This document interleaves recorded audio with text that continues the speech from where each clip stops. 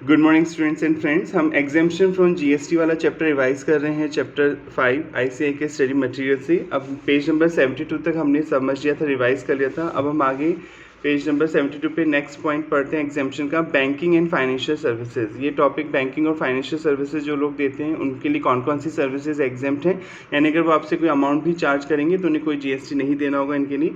Services by way of extending deposit, आपको deposit facility देता है बैंक, लोन देता है, कोई एडवांस देता है, इन सो फार उस हद तक as a concession represented by way of interest, आपसे वो इंटरेस्ट देता है, उसके भी आप यहाँ डिस्काउंट देता है। Other then interest involve in credit card services, यानी क्रेडिट कार्ड पर अगर कोई इंटरेस्ट देता है बैंक तब तो देना होगा उसको जीएसटी उस पर इसके अलावा कोई लोन देता है, कोई डिपॉजिट एक्सेप्ट करता है, उस पर आपको इंटरेस्ट देता है या चार्ज करता है, उस पर कोई जीएसटी नहीं लगेगा। इसी तरह जो फॉरेन करेंसी होती है उसे बैंक आपस में एक्सचेंज कर रहे हैं या फॉरेन जो डीलर हैं फॉरेन एक्सचेंज करेंसी के उसे आपस में एक्सचेंज कर रहे हैं तो कमीशन ले रहे हैं तो भी कोई जीएसटी चार्ज नहीं होगा। इंटरसी सेल और purchase of foreign currency amongst bank आपस में एक दूसरे को फॉरेन करेंसी एक्सचेंज कर रहे हैं, और authorise dealer of foreign exchange और amongst bank and such dealer के बीच में करेंसी का एक्सचेंज हो रहा है तो जीएसटी नहीं लगेगा। हाँ, एक आम आदमी अगर डॉलर को रुपए में कन्वर्ट कराएगा और बैंक कमीशन लेगा तो उस पर तो जीएसटी देना होगा बैंक को, पर अगर बैंक आपस में और कोई डीलर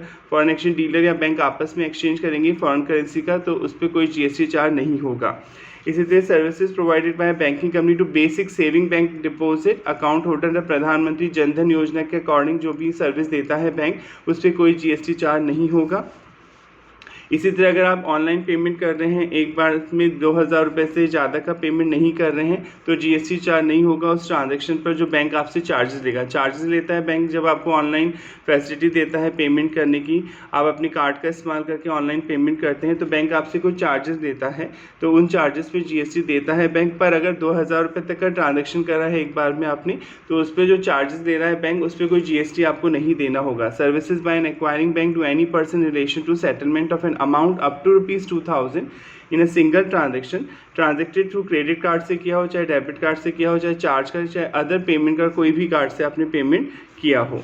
इसी तरह जो इंटरनेशनल सेज में जो इंटरनेशनल फाइनेंशियल सर्विस सेंटर होते हैं, जो फॉरेन कंपनियां जो इंडिया में बिजनेस करने आती हैं वो उन्हें सर्विसेज देते हैं, पढ़ लेते हैं। Services by intermediate of financial services located in a multi service SEZ में सिचुएटेड होते हैं with international financial service centre के नाम से। Status to a customer located outside India, India के बाहर के लोगों को वो सर्विस देते हैं। वो इंटरनेशनल फाइनेंशियल सर्विसेज देते हैं currency other than Indian rupees, rupees में नहीं देते, किसी डॉलर पाउंड कोई भी फॉरेन करेंसी में सर्विसेज देते हैं और वो सेज में सिचुएटेड होते हैं इंटरनेशनल फाइनेंशियल सर्विस सेंटर तो उन्हें कोई जीएसटी नहीं देना होता है। ये तो हो गया अपना point.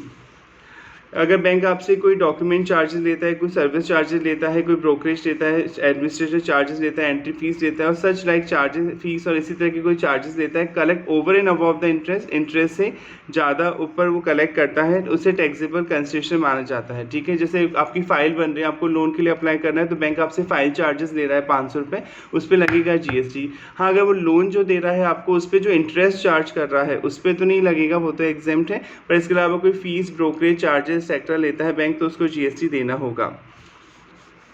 Invoicing, discounting, cheque discounting, any other similar form of discounting करना है। डिस्काउंटिंग आपने पढ़ ही लिया, डिस्काउंट और इंटरेस्ट के नाम से अगर बैंक कोई पैसा आपसे चार्ज करता है तो उस पर कोई जीएसटी नहीं देना होता है। Any interest, delay payment charges charged to client for delay in payment of brokerage amount or settlement obligation, margin, trading facility is exempt from GST। अगर आपको इंटरेस्ट, आपने लोन का EMI टाइम पे नहीं भरी तो आपको इंटरेस्ट देना होगा, डिले पेमेंट देना होगा क्लाइंट को, तो वो लोन का ही पार्ट माना जाता है और उस पर वो एग्जेम्प्ट हो जाता है, उस पर कोई जीएसटी चार्ज नहीं किया जाता।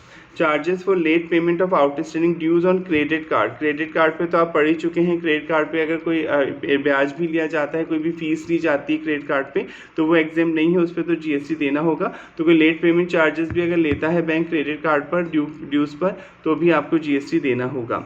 एडिशनल और penal interest on overdue loan, overdue loan मतलब वो ईएमआई पर अगर आप टाइम पर अपना इंटरेस्ट नहीं दे पाते हैं तो बैंक आपसे ईएमआई पर इंटरेस्ट चार्ज करता है। In case where equated monthly instalment EMI is not paid in the schedule time, this is a levy और additional penal interest on account of delay in payment of EMI. तो आपको उस पर interest देना होता है। और इंटरेस्ट आप पढ़ चुके हैं, इंटरेस्ट पे किसी भी तरह का अगर कोई बैंक लोन और एडवांस आपको देता है उस पर वो इंटरेस्ट के नाम से कोई पैसा आपसे ले रहा है तो इंटरेस्ट पे नहीं लगता है किसी भी तरह का जीएसटी। पर इसको समझना होगा दो एग्जांपल से कि कब माना जाएगा पीनल इंटरेस्ट का पार्ट। जैसे X sell a mobile phone to Y, the cost of mobile phone 40,000 है, ठीक है। However X give an option to pay in instalment 11,000 every month before 10th of the following month over next 4 year. पर अगर आप किस्तों में लेंगे तो 11,000 रुपये की 4 किस्तें भरनी होंगी आपको, यानी 44,000 का पड़ेगा वो मोबाइल। वैसे 40,000 का है पर एक्स आपको फैसिलिटी दे रहा है कि आप 4 किस्तों में चुका सकते हैं 11,000 की, ठीक है। As per the contract there is any delay in payment by Y beyond schedule date, अगर आप डिले कर देंगे किस्त को चुकाने में, Y would be liable to pay additional penal interest amount ₹500 per month, आपको 500 रुपये का इंटरेस्ट देना होगा। अब क्वेश्चन उठता है ये जो वाई ने आपको फैसिलिटी दी कि आप 4 किस्तों में सामान खरीद सकते हैं, ये लोन माना जाएगा? नहीं, ये लोन नहीं है। वो अपने प्रोडक्ट की सेल को बढ़ाने के लिए ऐसी फैसिलिटी देते हैं मार्केट में लोग। आप किसी बैंक से या किसी फाइनेंशियल इंस्टीट्यूशन से थोड़ी ले रहे हैं लोन, तो ये लोन नहीं माना जाएगा, ठीक है। तो ये जो 500 रुपये अगर वो आपसे लेगा एक्स्ट्रा, ये कोई इंटरेस्ट नहीं है, ठीक है, और ये इस पर जीएसटी देना होगा। In this case the amount of penal interest is to be include in the value of supply, क्योंकि वो लोन का पार्ट नहीं है। हाँ, अगर लोन लेते हैं आप और लोन पे कोई पीनल इंटरेस्ट या डिले चार्जेस लेता है बैंक आपसे, तो वो इंटरेस्ट का ही पार्ट माना जाता है और इंटरेस्ट पर डिस्काउंट पे किसी तरह का जीएसटी चार्ज नहीं होता है। इसके लिए हम एक और एग्जांपल समझते हैं। As X sell a mobile phone to Y, ठीक है। The cost of mobile phone is 40,000. Y has the option to avail a loan or at interest 2.5% per month for purchasing the mobile from ऐसे ABC limited. देखिए दूसरे से ले रहा है loan, Y x तो मोबाइल बेच रहा है और Y के पास ऑप्शन है कि वो ABC जो फाइनेंशियल इंस्टीट्यूशन जो लोन देती है उसे 2.5% पे पैसा लेके मोबाइल खरीद सकता है।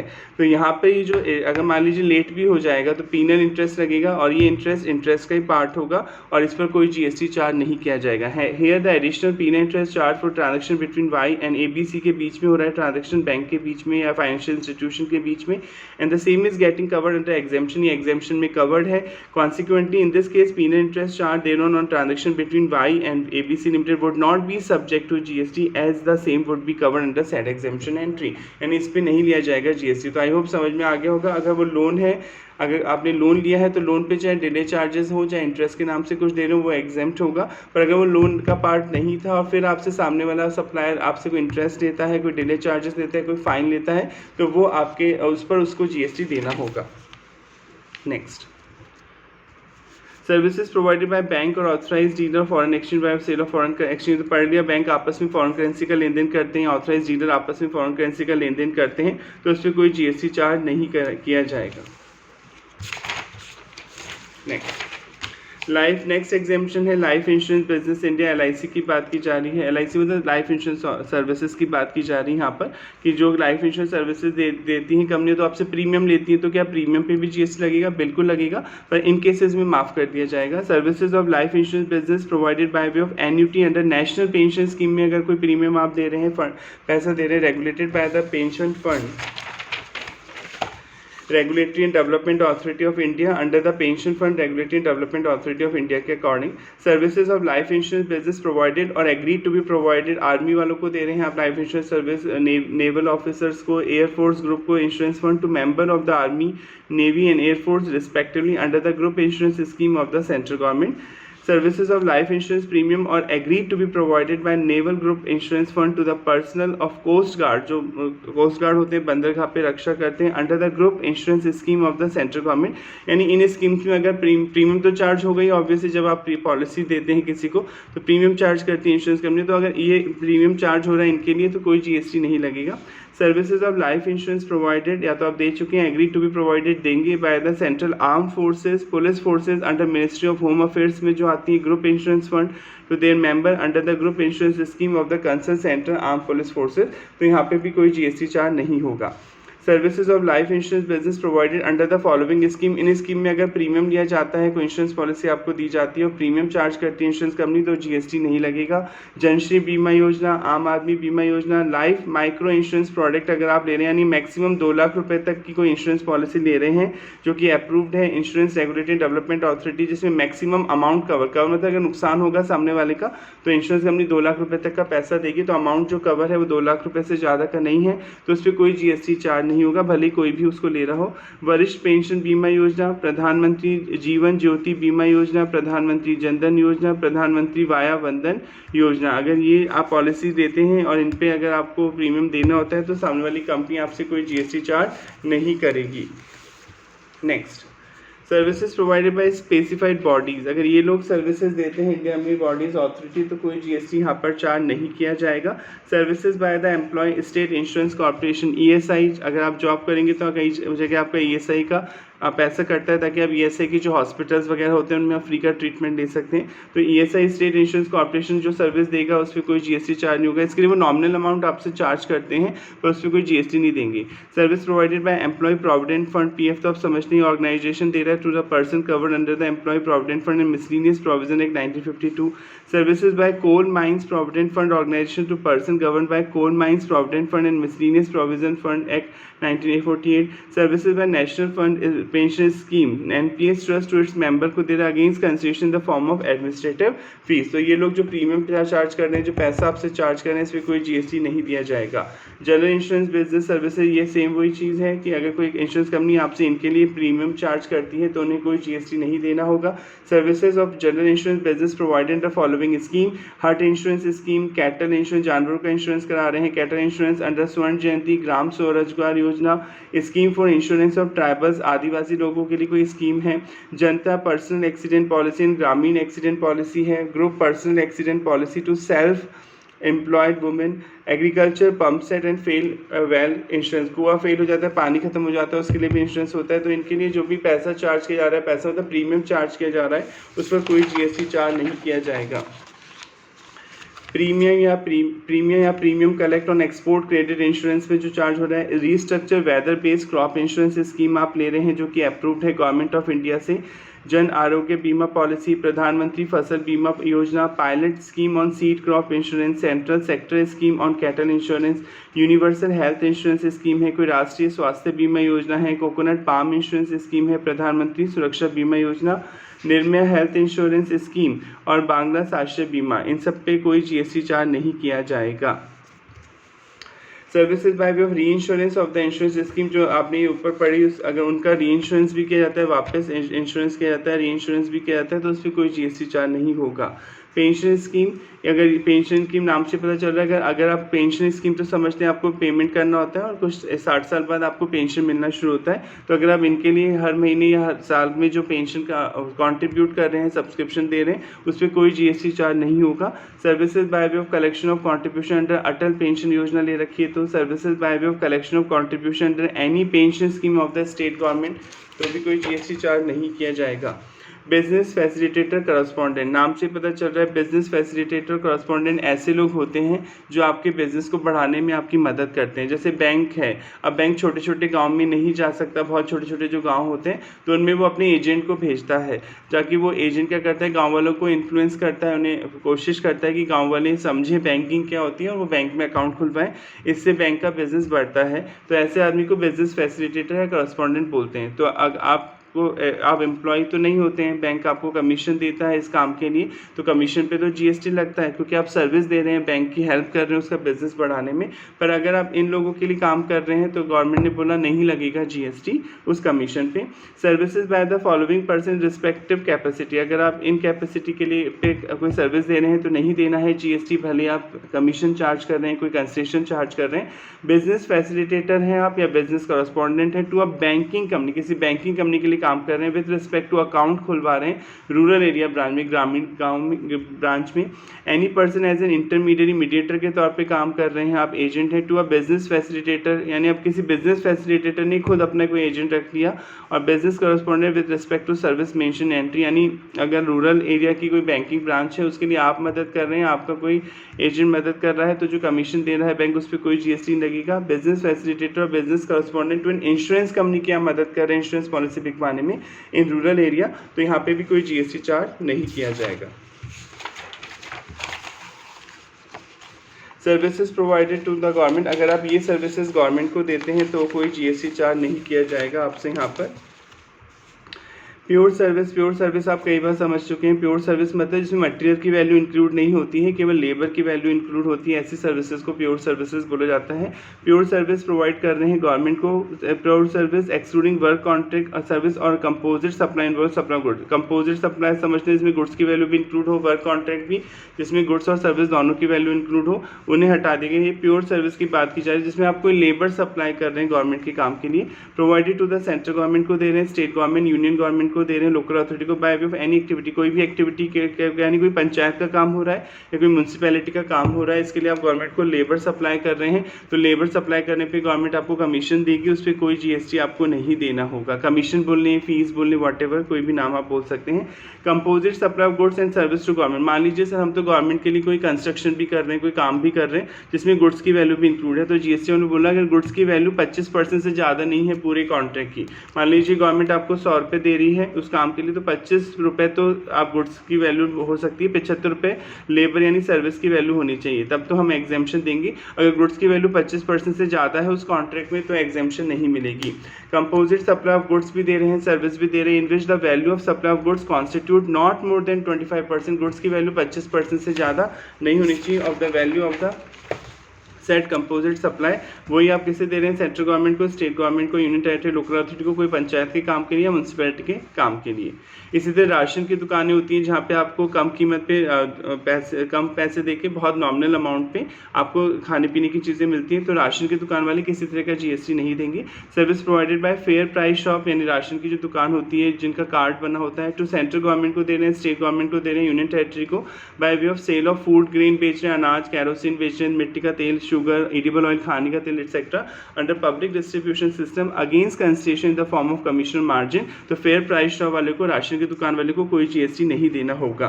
Service provided to the central government को दे रहे हैं आप, स्टेट गवर्नमेंट को दे रहे हैं, अंडर एनी इंश्योरेंस स्कीम, कोई भी इंश्योरेंस पॉलिसी कंपनी गवर्नमेंट को कोई इंश्योरेंस पॉलिसी दे रही है, for which total premium is paid by, और प्रीमियम का जो पैसा है वो सेंट्रल गवर्नमेंट देगी या स्टेट गवर्नमेंट देगी या यूनियन टेरिटरी देगी, तो उस पर किसी भी तरह का जीएसटी चार्ज नहीं किया जाएगा।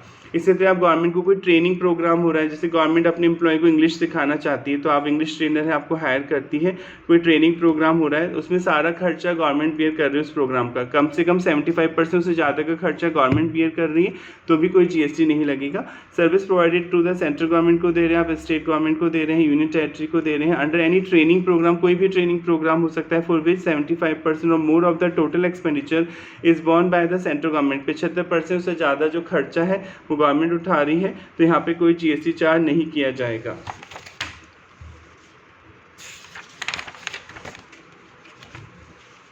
ये तो हो गया। लीजिंग सर्विसेज समझ में आता है कि जब आप अपनी कोई मशीनरी या कोई प्रॉपर्टी लीज पे देते हैं, लीज का मतलब जनरली लॉन्ग टर्म हो पर्पस के लिए होता है, मैं अब डिटेल में जाऊँगा, रिवीजन कर रहे हैं, तो इन केसेस में जब आप कोई लीज पे दे रहे हैं कोई चीज़ और पैसे चार्ज कर रहे हैं तो जीएसटी नहीं लिया जाएगा। Description of service, upfront amount मतलब जो आप एडवांस में लेते हैं, जब आप किसी के साथ एग्रीमेंट करते हैं तो अपफ्रंट अमाउंट होता है कि इतना पैसा तो आपको अभी देना होगा। कॉल्ड एज प्रीमियम बोलते हैं कई लोग इसे, सलामी, कॉस्ट प्राइस, डेवलपमेंट चार्जेस भी बोलते हैं कई लोग इसको, और बाय एनी अदर नेम, किसी भी नाम से आप बुला सकते हैं, चिंकी पिंकी बबली वॉटेवर, नाम कुछ भी हो सकता है। Payable in respect of service by granting of long term lease, आप किसी को लीज पे दे रहे हैं 30 साल या उससे ज़्यादा के लिए, कम से कम 30 साल या उससे ज़्यादा के लिए होना चाहिए। इंडस्ट्रियल प्लॉट, जहाँ पे वो इंडस्ट्री लगाएगा, इंडस्ट्रियल पर्पस के लिए दे रहे हैं ज़मीन, और plot for development of infrastructure, financial business, provided by the state government दे रही है, कोई state government industrial development corporation दे रहा है, और अंडरटेकिंग, और by any other entity having 20% और more ownership of the central government, या कोई ऐसी एंटिटी दे रही है इंडस्ट्रियल पर्पस के लिए ज़मीन किराए पर जिसमें कम से कम 20% से ज़्यादा के शेयर गवर्नमेंट ने एक्वायर कर रखे हैं, तो सेंट्रल गवर्नमेंट ने एक्वायर कर रखे हैं, स्टेट गवर्नमेंट ने एक्वायर कर रखे हैं, यूनियन गवर्नमेंट ने एक्वायर कर रखे हैं, टू द इंडस्ट्रियल यूनिट और डेवलपर इन एनी इंडस्ट्रियल और फाइनेंशियल बिजनेस को। तो जो अपफ्रंट अमाउंट होगा, अमाउंट पेड इंस्टॉलमेंट, आप किश्तों में भी दे सकते हैं, जैसे मान लीजिए गवर्नमेंट आपको ज़मीन दे रही है, स्टेट गवर्नमेंट का जो डिपार्टमेंट है इंडस्ट्री डिपार्टमेंट, वो आपको ज़मीन दे रहा है 30 साल या उससे ज़्यादा के लिए इंडस्ट्रियल पर्पज़ के लिए कि आप वहाँ पे इंडस्ट्री लगा सकते हैं, तो वो आपसे 3 करोड़ रुपये चार्ज कर रहा है इसके लिए, तो वो आप किश्तों में भी दे सकते हैं, तब भी छूट मिल जाएगी। aforesaid exemption is admissible irrespective of whether such upfront amount is payable or paid in one or more installment. चाहे आप एक साथ दें चाहे किश्तों में दें तब भी छूट मिलेगी, provided the amount is determine upfront, पर वो अपफ्रंट मतलब एग्रीमेंट के समय डिसाइड होना चाहिए कि कितना पैसा गवर्नमेंट आपसे चार्ज करेगी इस पर्पज़ के लिए. लोकेशन चार्जेस और preferential location charges collected in addition to lease premium for long term lease. अब कई बार लोकेशन चार्जेस होते हैं, जैसे आपको कोई इंडस्ट्री लगानी है तो आपने इंडस्ट्रियल डिपार्टमेंट को अप्रोच किया कि हमें आपकी जो जोन बना रखा है, अपने जोन होता है कि एरिया होता है जहाँ गवर्नमेंट आपको प्लॉट अलॉट करती है इंडस्ट्री के लिए, तो आपने बोला मुझे तो कोने वाला प्लॉट चाहिए जहाँ से रोड गुजर रही हो, मुझे बीच में नहीं चाहिए. कई लोगों की प्रेफरेंस होती है कि मुझे कोने वाला प्लॉट चाहिए. तो अब क्वेश्चन होता है जो प्रेफरेंशियल चार्जेस आपसे लिए जाते हैं क्या वो भी एग्जेम्प्ट होंगे एक्स्ट्रा? वो तो एक्स्ट्रा लिए जा रहे हैं प्रेफरेंस चार्जेस. अगर आपको कोई प्रेफरेंस है तो गवर्नमेंट उसके लिए प्रेफरेंस चार्जेस अलग से कलेक्ट करेगी, तो ये भी एग्जेम्प्ट होते हैं. Upfront amount is exempt from GST. तो पढ़ लिया आपने, अपफ्रंट अमाउंट एग्जेम्प्ट होगा, यानी आप इंडस्ट्रियल पर्पस के लिए कोई प्लॉट ले रहे हैं, ज़मीन ले रहे हैं लीज पे कम से कम 30 साल या उससे ज़्यादा के लिए, तो जो अपफ्रंट अमाउंट डिसाइड हुआ है, जो लीज प्रीमियम डिसाइड हुआ है, उस पर कोई जीएसटी नहीं लगेगा. Allowing choice of location plot is integral part of supply of long term lease. ये पार्ट होता है कि लोग चूज करते हैं ज़मीन, and therefore location charges nothing but part of concession ही माना जाएगा for long term lease of plot being charge upfront along with upfront amount for lease the same is exempt. तो ये भी एग्जेम्प्ट होंगे. कोई अगर चॉइस करते हैं उसके अकॉर्डिंग आपसे एक्स्ट्रा पैसे लिए जाते हैं वो भी एग्जेम्प्ट होंगे. लीगल सर्विस नाम से पता चल रहा है एडवोकेट्स की बात की जा रही है. अगर एडवोकेट्स या कोई आर्बिटर ट्रिब्यूनल जो मीडिएटर होती है डिस्प्यूट को सॉल्व करती है, कोई सर्विस देती है इन लोगों को, तो कोई जीएसटी नहीं लगेगा भले आप पैसे भी चार्ज कर रहे हूँ.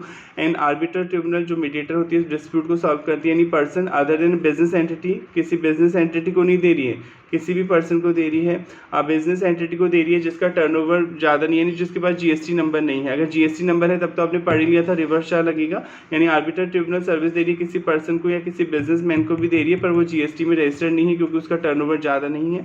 तो सेंट्रल गवर्नमेंट को दे रही है, स्टेट गवर्नमेंट को दे रही है, यूनियन टेरिटरी को दे रही है, लोकल अथॉरिटी को दे रही है, गवर्नमेंटल अथॉरिटी को दे रही है, गवर्नमेंट एंटिटी को दे रही है, तो यहाँ पे कोई जीएसटी चार्ज नहीं किया जाएगा. इसी तरह कोई पार्टनरशिप फर्म है एडवोकेट्स की या इंडिविजुअल एडवोकेट है, अदर देन सीनियर एडवोकेट की बात नहीं हो रही है, by way of legal service दे रहे हैं किसी एडवोकेट और partnership firm of advocate practising legal service, यानी कोई पार्टनरशिप फर्म एडवोकेट दूसरे एडवोकेट को सर्विस दे रहा है, सीनियर एडवोकेट की बात नहीं हो रही है, या कोई इंडिविजुअल एडवोकेट को सर्विस दे रहा है, तो कोई जीएसटी चार्ज नहीं होगा भले आप पैसे चार्ज कर रहे हैं तब भी.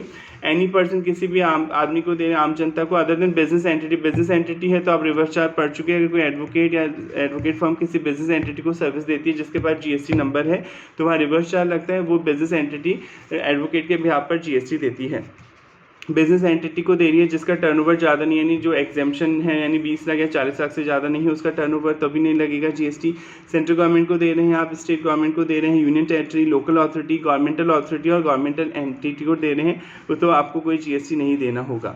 अब सीनियर एडवोकेट दे रहा है, सीनियर एडवोकेट मतलब डिपेंड, आपको कोर्ट दर्जा देता है आपकी नॉलेज के बेस पे आपकी सीनियर एडवोकेट का, तो ये हमें ये डीप में नहीं समझना, हमें तो रिवाइज करना है कि सीनियर एडवोकेट सर्विस दे रहा है, लीगल सर्विस एनी पर्सन किसी भी आदमी को दे रहा है जो कि बिजनेस एंटिटी नहीं है, या बिजनेस एंटिटी को भी दे रहा है पर उसका टर्नओवर ज़्यादा नहीं है, वो एग्जेम्प्ट है जीएसटी में, या central government, state government, union territory, local authority, government authority या गवर्नमेंट डिपार्टमेंट को दे रहा है तो जीएसटी नहीं रहेगा. यानी अगर सीनियर एडवोकेट किसी एडवोकेट फर्म को या किसी एडवोकेट को सर्विस देगा तब तो जीएसटी देना होगा, पर इन लोगों को दे रहा है तो कोई जीएसटी चार्ज नहीं किया जाएगा.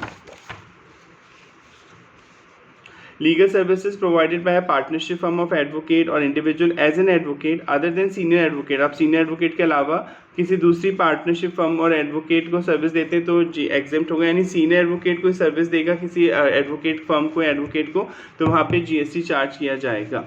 Others legal services provided to business entity, अगर आप किसी बिजनेस एंटिटी को लीगल सर्विस देते हैं जिसका टर्नओवर ज़्यादा है, यानी जिसके पास जीएसटी नंबर है, तो आप पढ़ चुके हैं वहाँ पे जीएसटी लगेगा और रिवर्स चार्ज लगता है, आपको रिवर्स चैप्टर वाले चैप्टर में समझा दिया गया था.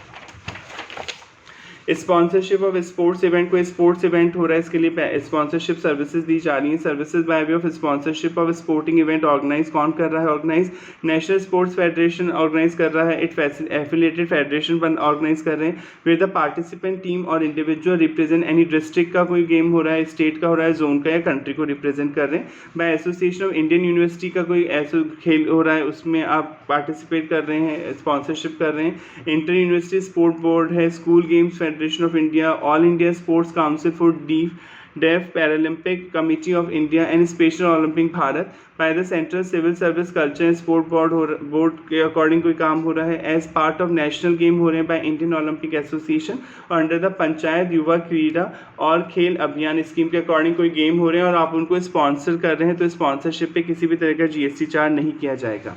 स्किल डेवलपमेंट सर्विसेज अगर आप दे रहे हैं, any service provided by national skill development corporation setup by government of India दे रहा है, a sector skill council by the national skill development corporation कोई सर्विस दे रहा है, an assessment agency approve by sector skill council और national skill development corporation के according कोई असेसमेंट एजेंसी वो सर्विस दे रही है, a training partner approve by national skill development corporation और सेक्टर स्किल काउंसिल आपको कोई सर्विस दे रहा है, तो यहाँ पे कोई जीएसटी चार्ज नहीं किया जाएगा। Services of assessing bodies empanel centrally by the directorate general of training के अकॉर्डिंग कोई इम्पैनलमेंट है, वो सर्विस दे रहा है, आपकी सर्विस को असेस कर रहा है ministry of skill development and entrepreneurship bye way of assessment under the skill development initiative scheme के अकॉर्डिंग, तो कोई जीएसटी चार्ज नहीं होगा। Services provided by training provider project implemented agency Deen Dayal Upadhyay ग्रामीण कौशल योजना के अकॉर्डिंग अगर कोई सर्विसेज दी जा रही हैं तो भी जीएसटी चार्ज नहीं होगा। ये इंपॉर्टेंट पॉइंट है, इस पे क्वेश्चन आता है। Performance by an artist entry 78, अगर आप कोई आर्टिस्ट हैं और कोई परफॉर्मेंस देते हैं तो पैसे चार्ज करते हैं, तो अगर 1.5 लाख रुपए से ज़्यादा चार्ज नहीं कर रहे हैं एक इवेंट के लिए तो कोई जीएसटी नहीं लगेगा। अगर 1,50,000 से आप ज़्यादा चार्ज कर रहे हैं तो आपको जीएसटी देना होगा। Services by an artist by way of performance in folk dance समझते हैं, जो फोक जो होते हैं डांसेस, जो लोक डांस होते हैं, क्लासिकल आर्ट फॉर्म के होते हैं, म्यूज़िक हो गया, डांस हो गया, थिएटर को आप प्रमोट कर रहे हैं। If the concession charge for such performance is not more than 1,50,000 are exempt from GST, और एक बार में 1.5 लाख रुपए से ज़्यादा का कंसेशन चार्ज नहीं कर रहे तो वहाँ पे जीएसटी चार्ज नहीं होगा। The activity by a performing artist in folk and classical art form of music dance और theatre are exempt if concession does not exceed 1,50,000. However, if the concession from such activity exceed 150, entire concession subject to GST। यानी अगर आप मान लीजिए 3 लाख रुपए ले रहे हैं एक इवेंट के लिए, तो ऐसा नहीं होगा कि 3 लाख में से 1.5 लाख माफ हो जाएंगे, वो 1.5 लाख पे जीएसटी लगेगा। अगर 1.5 लाख रुपए से एक भी रुपया ज़्यादा हुआ तो पूरा एंटायर अमाउंट टैक्सेबल होगा। Further all other activities by an artist in other art form, अगर आप कोई और एक्टिविटी करते हैं, वेस्टर्न म्यूजिक गाते हैं, डांस करते हैं, modern theatre performance of actor, film, television, serial would be taxable, वहाँ टैक्सेबल होगा। तो similarly activity of artist in still art form, painting करते हैं, स्कल्पचर बनाते हैं, ये सब क्या होंगी, टैक्सेबल होंगी। और अगर आप ब्रांड एम्बेसडर के तौर पर भी किसी को कोई सर्विसेज देते हैं तो भी वहाँ कोई एग्जेम्पशन नहीं मिलेगी, वहाँ पूरे अमाउंट पर जीएसटी आपको देना होगा। Next, right to admission to various event. कई बार आप कोई इवेंट देखने जाते हैं, कोई जगह देखने जाते हैं तो टिकट होते हैं, मूवी टिकट हो गया, म्यूजियम देखने जाए, नेशनल पार्क, तो अगर 500 रुपये से ज़्यादा का टिकट की प्राइस नहीं है तो कोई जीएसटी चार्ज नहीं होगा। Services by way of admission to आप म्यूजियम देखने जा रहे हैं, नेशनल पार्क देखने जा रहे हैं, वाइल्ड लाइफ सेंचुरी और टाइगर रिजर्व जू देखने जा रहे हैं। Services by way admission to protective monuments हो declare by the ancient monument archaeological site और रिमेन, कोई प्राचीन किला देखने जा रहे हैं, लाल किला हो गया, ताजमहल हो गया। Services by way of right to, आप कहीं सर्कस देखने जा रहे हैं, कोई डांस देखने जा रहे हैं, थिएटिकल परफॉर्मेंस हो रहा है, ड्रामा और बैलेट हो रहा है, वहाँ पर कोई अवार्ड फंक्शन हो रहा है, कंसर्न पेगेंट हो रहा है, म्यूजिकल परफॉर्मेंस और एनी अदर स्पोर्टिंग इवेंट हो रहा है other than recognise sporting event को छोड़ के कोई भी स्पोर्टिंग इवेंट हो रहा है या रिकॉग्नाइज स्पोर्टिंग इवेंट भी हो रहा है, प्लानिटोरियम देखने जा रहे हैं, where the consideration for the right of to admission to the event और places refer to in ABCD जो भी आपने पढ़े, इनमें 500 रुपये से ज़्यादा का नहीं है पर पर्सन टिकट वैल्यू, तो कोई जीएसटी नहीं लगेगा। यानी 500 रुपये से ज़्यादा का टिकट है तो जीएसटी लगेगा, 500 रुपये से कम का टिकट है तो जीएसटी नहीं लगेगा। अभी रिकॉग्नाइज स्पोर्टिंग इवेंट का मतलब क्या है? Means any sporting event organise by recognise sport body where the participant team और इंडिविजुअल रिप्रेजेंट एनी डिस्ट्रिक्ट को रिप्रेजेंट कर रहे हैं, स्टेट, जोन और कंट्री को। Organise by national sport federation और its affiliated federation where the participant team और individual represent any district, state और zone. By association of Indian university का कोई गेम हो रहा है, स्पोर्ट्सिंग इवेंट हो रहा है, inter university sports board, school game federation of India, all India sport council for deaf, paralympic committee of India और special Olympic Bharat. By central civil services culture and sport board as part of national game by Indian Olympic Association under Panchayat Yuva Krida और खेल अभियान scheme. Recognized sports body means the Indian Olympic Association recognized sport body है, Sport Authority of India, National Sport Federation recognized by Ministry of Sport and Youth Affair of Central Government and affiliated federation, National Sport Promotion Organization recognized by the Ministry of Sport and Youth Affair of the Central Government, the International Olympic Association or Federation recognized by International Olympic Association. A federation और body which regulate a sport at international level पे body regulate करती है वो, and its affiliation federation body regulating a sporting event in India. Services by unincorporated body और non profit entity, ये भी important, इस पे एग्जाम में क्वेश्चन आ चुका है कि मान लीजिए आप किसी अनइनकॉर्पोरेटेड बॉडी को समझते हैं ऐसा ग्रुप जो कहीं रजिस्टर्ड नहीं है, ठीक है, और नॉन प्रॉफिट एंटिटी जिसका मोटिव प्रॉफिट कमाना नहीं है। अगर मान लीजिए आप किसी सोसाइटी में रहते हैं तो मेंटेनेंस चार्जेस देने होते हैं, तो अगर वो सोसाइटी वाले आपसे 7,500 रुपये से ज़्यादा का मेंटेनेंस चार्ज करेंगे तब तो जीएसटी लगेगा। अगर 7,500 रुपये से कम का पैसा चार्ज करेंगे पर मेंबर पर मंथ तो कोई जीएसटी नहीं लगेगा। सर्विसेज बाय अनइनकॉर्पोरेटेड बॉडी, कोई ऐसा ग्रुप जो रजिस्टर्ड नहीं है किसी लॉ में, और नॉन प्रॉफिट एंटिटी जो प्रॉफिट नहीं कमाती है, मोटिव उसका प्रॉफिट कमाना नहीं है, रजिस्टर्ड अंडर एनी लॉ, किसी भी कानून में आप रजिस्टर्ड हैं for the time being in force to its own member, आप अपने ही मेंबर को सर्विस दे रहे हैं by way of reimbursement of charge, आप उनसे पैसे लेते हैं या शेयर ऑफ कॉन्ट्रीब्यूशन चंदा लेते हैं, एज ए ट्रेड यूनियन बनी होती है मजदूरों की, for the provision of carrying out any activity which is exempt from levy of goods and service, है कोई भी ऐसा काम कर रहे हैं जिसपे जीएसटी नहीं लगता। अप टू एन अमाउंट ले रहे हैं आप 7,500 रुपये per month per member for sourcing of goods और service from third person to common use of member in housing society और रेजिडेंशियल कॉम्प्लेक्स के लिए, तो यहाँ पे कोई जीएसटी चार्ज नहीं किया जाएगा। Services provided by an unincorporated body or non-profit entity registered under any law for the time being force engage in, आप क्या काम कर रहे हैं, activity relating to the welfare of industrial और एग्रीकल्चर लेबर और फार्मर के लिए काम कर रहे हैं, प्रमोशन ऑफ ट्रेड बिजनेस को बढ़ाने के लिए काम कर रहे हैं, कहीं commerce, industry, agriculture, art, science, literature, culture, sports, education, social welfare, charitable activity and protection of environment की मदद कर रहे हैं, टू इट्स ओन मेंबर, अपने ही मेंबर से पैसे ले रहे हैं, against consideration form of membership fee up to 1,000 per member per year, तो कोई जीएसटी यहाँ पे चार्ज नहीं किया जाएगा।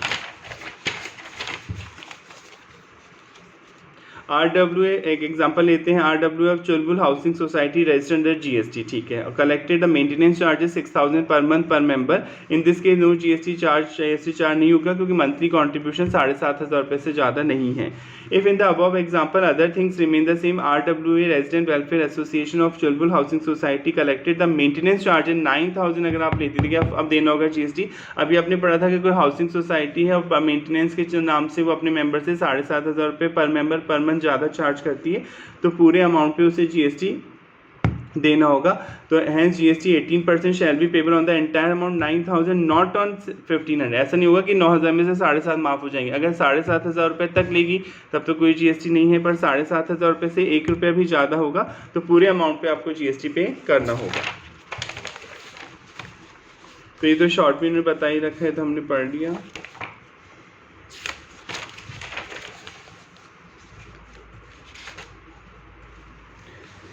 स्टैट्यूटरी ड्यू जो गवर्नमेंट को देनी होती है क्या वो भी 7,500 में काउंट होंगे? नहीं, गवर्नमेंट का टैक्स तो इसमें 7,500 में काउंट नहीं होगा। नहीं तो मेंटेनेंस चार्ज हैं जो सोसाइटी जैसे कॉमन एरिया की साफ सफाई हो गई, लाइट पानी के बिल हो गए, वो इसमें कवर होंगे, पर गवर्नमेंट को जो देने वो इसमें कवर नहीं होंगे। Statutory due such as property tax देना है, कोई इलेक्ट्रिसिटी चार्जेस देने हैं, forming part of the monthly maintenance bill raise by society और its member would be excluded, हटा दिया जाएगा while computing the afford monthly limit 7,500 की लिमिट में। यानी जो सोसाइटी अपने खर्चे के लिए जो आपसे पैसे ले रही है, जैसे क्लब हाउस होता है आपकी सोसाइटी में, जिम होता है, स्विमिंग पूल होता है, कॉमन एरिया की साफ सफाई होती है, गार्ड के पैसे होते हैं, इन सब के लिए जो पैसे लेती है वो 7,500 की लिमिट में काउंट होंगे। पर अगर गवर्नमेंट को कोई पैसे देने हैं आपके भी, यहाँ पे उसे मान लीजिए कोई लीगल फीस देनी है, प्रॉपर्टी टैक्स देना है, आपके घर के बिजली का बिल देना है, तो वो 7,500 में काउंट नहीं होगा, वो तो अलग होगा। ठीक है। अदर एग्जाम सर्विसेज, और कौन कौन सी सर्विसेज एग्जाम है ये आपने पढ़ा था। अगर आप अपना चलता हुआ बिजनेस किसी को ट्रांसफर करते हैं, मान लीजिए मेरा कोई बिजनेस है, मैं आपको बेच रहा हूँ, बंद नहीं करेंगे आप, उसे कंटिन्यू करेंगे और मैं आपसे पैसे लूँगा, ऑब्वियसली बिजनेस बेचने पे तो कोई जीएसटी चार्ज नहीं होगा। Services by way of transfer of going concern, आप चलता हुआ बिजनेस ट्रांसफर करें एज ए होल, या तो पूरा बिजनेस दे रहे हैं और एन इंडिपेंडेंट पार्ट दे रहे हैं, जैसे 2 ब्रांचेज है मेरी, मैं एक ब्रांच आपको बेच रहा हूँ, ऐसा भी हो सकता है। Transfer of a going concern mean transfer of running business which is capable of being carried on by purchaser, आप चलाएंगे उसको as an independent business but shall not cover mere और predominant part transfer activity comprising a service नहीं आएगी। Transfer business for a lump sum consideration, अगर मैं आपसे पैसे लेता हूँ, इसे स्लम सेल बोलते हैं आप टैक्स में, तो वो उस पर कोई जीएसटी चार्ज नहीं होता है। कैपिटल गेन में आप पढ़ते हैं अपनी। Next, services by way of renting of residential dwelling, आप पढ़ चुके हैं। अगर आप रहने के लिए किसी को मकान किराए पे देते हैं तो कोई जीएसटी नहीं लगता है। हाँ, अगर आप किसी रजिस्टर्ड पर्सन को रहने के लिए मकान किराए पे देंगे जो उसमें कोई बिजनेस करेगा, तब जीएसटी चार्ज किया जाएगा और रिवर्स चार्ज लगेगा। आप पढ़ चुके हैं, जो रजिस्टर्ड पर्सन है वही देगा जीएसटी। अगर मान लीजिए मेरे पास जीएसटी नंबर है, मैं आपके मकान में बिजनेस खोलूंगा, कोई रेस्टोरेंट खोलूंगा, कोई कोचिंग इंस्टीट्यूट खोलूंगा, तो जो किराया दूंगा उस पर मुझे जीएसटी देना होगा रिवर्स चार्ज के तौर पे। अगर रजिस्टर्ड पर्सन आपके मकान में, आपकी ज़मीन पे कोई बिजनेस करेगा, तो मान लीजिए रजिस्टर्ड पर्सन हूँ मैं जीएसटी में, पर मैं आपका मकान रहने के लिए किराए पे दे रहा हूँ, उसमें कोई बिजनेस नहीं करूँगा तो नहीं लगेगा जीएसटी, राइट। अगर ये सब इसमें ये लिखा हुआ है कि कोई रजिस्टर्ड पर्सन आपसे मकान किराए पे लेता है, रहने के लिए लेगा तब तो नहीं लगेगा, पर उसमें कोई बिजनेस ओपन करेगा तो उसे जीएसटी पे करना होगा। इसी तरह जो इसरो सर्विसेज देता है, satellite launch services supplied by Indian space research organisation, Antrix corporation limited, new space India limited ने कोई जीएसटी नहीं देना होता है। Service by way of giving on hire, अगर आप किराए पे देते हैं अपनी गाड़ियाँ to a state transport undertaking, government की जो स्टेट ट्रांसपोर्ट कंपनी होती है, आप उसे अपनी गाड़ी किराए पे दे रहे हैं। Motor vehicle mean to carry more than 12 passengers, में ज़्यादा 12 से ज़्यादा लोग बैठ सकते हैं। स्टेट ट्रांसपोर्ट का मतलब है, क्योंकि जब आप गवर्नमेंट को अपनी गाड़ियाँ किराए पे देंगे जिसमें 12 से ज़्यादा लोग बैठ सकते हैं, तो गवर्नमेंट आपको किराया देगी, यूज़ कर रही है आपकी गाड़ियाँ, तो उस पर नहीं लगेगा जीएसटी। अब ये स्टेट ट्रांसपोर्ट अंडरटेकिंग का मतलब क्या है, यहाँ पर road transport service central government दे रही है, स्टेट गवर्नमेंट दे रही है, एनी रोड ट्रांसपोर्ट कॉर्पोरेशन दे रही है, RTC establish under the section 3 of the RTC act 1950, any municipality दे रही है, कॉर्पोरेशन और कंपनी ओन और कंट्रोल बाय सेंट्रल गवर्नमेंट और वन और मोर स्टेट गवर्नमेंट और बाय सेंट्रल गवर्नमेंट वन और मोर स्टेट गवर्नमेंट आपको सर्विसेज दे रही है। टू लोकल अथॉरिटी को आप अपनी गाड़ी दे रहे हैं, इलेक्ट्रिक ऑपरेटिव व्हीकल दे रहे हैं, mean for to carry more than 12 passenger, यानी जिसमें 12 से ज़्यादा लोग बैठ सकते हैं। अगर ये गाड़ी आप गवर्नमेंट को दे रहे हैं, किसी म्यूनसिपल कॉर्पोरेशन को दे रहे हैं, किसी गवर्नमेंट कंपनी को दे रहे हैं किराए पे, तो जो किराया आपको मिलेगा उस पर जीएसटी नहीं देंगे आप, क्योंकि गवर्नमेंट ये एग्जेम्पशन दे रखी है अगर गवर्नमेंट को देते हैं तो। ये तो हो जाएगा, ये आप पढ़ चुके हैं। Motor vehicle for transport of students को दे रहे हैं, अपनी फैकल्टी स्टाफ को दे रहे हैं, to a person providing service और transportation student faculty staff, to an education institute को दे रहे हैं प्रोवाइडिंग सर्विस बाय वो pre school education, LKG UKG play group और education up to higher secondary school और इक्विवेलेंट, तो यहाँ पे कोई जीएसटी चार्ज नहीं किया जाता। इसी तरह आप टोल टैक्स देते हैं, टोल टैक्स देते हैं रोड, अगर आप एक शहर से दूसरे शहर जा रहे हैं, रोड को यूज़ कर रहे हैं तो टोल टैक्स देना होता है। Service by way access to a road और bridge on payment of toll charges, तो टोल चार्जेस देने होंगे, उन टोल चार्जेस पे किसी भी तरह का जीएसटी चार्ज नहीं किया जाएगा। इसी तरह जो बिजली की कंपनियां होती है, जो बिजली आपके घर तक पहुंचाती हैं, उन पे कोई जीएसटी चार्ज नहीं किया जाएगा। ट्रांसमिशन और distribution electricity bye electricity transmission distribution utility, आपके घर तक जो पहुंचा रही है बिजली वायर वगैरह के थ्रू, इन पे कोई जीएसटी नहीं रहेगा। However in this regard CBIC central board of indirect tax and custom has clarified that the other service provided by discom distribution companies to consumer against charge liable to GST है, अगर ये पैसे वो आपसे लेती है तो जीएसटी लगेगा। Application fee for releasing connection of electricity, connection आपको कनेक्शन के लिए कोई पैसे लेती है। रेंटल चार्जेस देती है, मीटर का टेस्टिंग फीस देती है फॉर मीटर, ट्रांसफार्मर और capacitor. Labour charges from customer for shifting of meter, shifting of service line के लिए लेबर चार्जेस देती है। चार्जेस फॉर डुप्लीकेट बिल के लिए कोई पैसे लेती है, तो इन पे तो उसे जीएसटी देना होगा। ये इंपॉर्टेंट है point. Service provided by incubatee up to a total turnover 50 lakh in financial subject following condition. Incubatee कौन होता है, ऐसा बंदा जिसे गवर्नमेंट से लाइसेंस मतलब परमिशन लेता है। कोई आप इनोवेटिव प्रोडक्ट बना रहे हैं, आप कोई ऐसा प्रोडक्ट बना रहे हैं जो अब नया होना चाहिए, यूनिक होना चाहिए, ठीक है, इनोवेटिव प्रोडक्ट बना रहे, तो गवर्नमेंट कहती है कि अगर आपका टर्नओवर 50 लाख से ज़्यादा नहीं होता है तो आपको नहीं देना होगा जीएसटी 3 साल तक। 3 साल तक गवर्नमेंट आपको एग्जेम्पशन दे सकती है। The total turnover had not exceed 50 lakh during the presiding financial, आपका टर्नओवर 50 लाख से ज़्यादा नहीं होना चाहिए। A period of 3 year has not lapse from the date of entering into agreement as an incubatee, और 3 साल से ज़्यादा का टाइम नहीं हुआ होगा। यानी एग्रीमेंट जो गवर्नमेंट के साथ आपको एग्रीमेंट करना होता है, अगर छूट लेनी है कि मैं हाँ इनोवेटिव प्रोडक्ट बनाऊंगा, तो गवर्नमेंट 3 साल से ज़्यादा उस एग्रीमेंट को अभी लैप्स हुआ टाइम नहीं हुआ हो। इनक्यूबेटी मीन्स एन एंटरप्रेन्योर होता है, ये एंटरप्रेन्योर होता है, बिजनेसमैन होता है, located within the premise of technology business incubator में आपका ऑफिस है। Science and technology entrepreneurship park में आपका ऑफिस है। Recognised by the national science and technology entrepreneurship development board of the department of science and technology से recognise है government of India. And who has entered in an agreement, आप government के साथ एक agreement करते हैं with the TBI technology business incubator एसटीईपी science and technology entrepreneurship park to enable himself to develop and produce high tech and innovative product. आप ऐसे product बनाएंगे जो हाई टेक होंगे, जिनमें बहुत ज़्यादा टेक्निक की रिक्वायरमेंट है, इनोवेटिव होंगे, तो आपको जीएसटी नहीं देना होगा 3 साल तक। पर आपका टर्नओवर जो होना चाहिए लास्ट ईयर 50 लाख से ज़्यादा नहीं होना चाहिए।